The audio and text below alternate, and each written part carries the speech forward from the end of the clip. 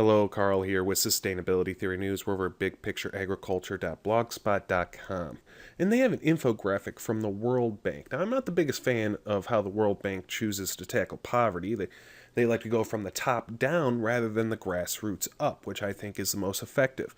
But they do have a pretty good article. It's linked through at the bottom here, as well as this infographic, which we'll go over now. Solar water pumping. Right now, a lot of farmers around the developing world, if they have irrigation, it's gas powered or diesel powered. So they have to really spend a lot of money on fuel. As you can see, it's pretty cheap for the initial cost of getting a diesel pumped for your water. But the fuel cost and operation maintenance adds up.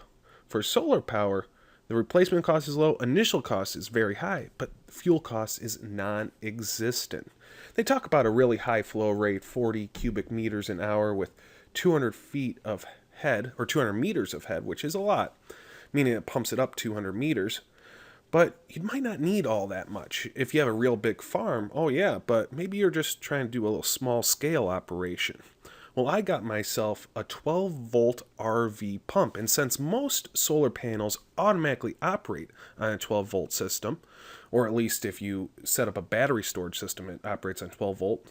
If you use an RV pump, you won't need to get an inverter, which can be costly, as well as costly to replace, and you have to make sure you have it waterproof and watertight. Whereas if you had an off-grid irrigation system with an RV pump, you need to keep the RV pump dry.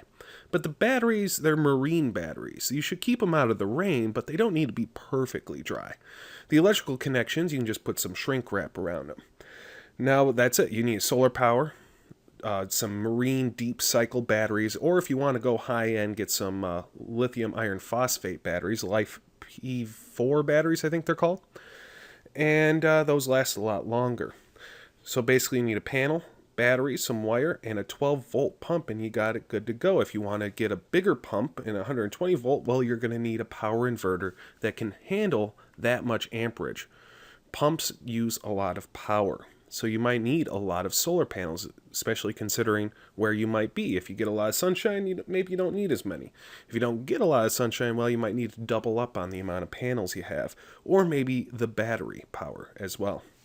So I'm going to link to this page in the description, and if you'd like to see more news headlines like this, subscribe to my channel. Have a great day.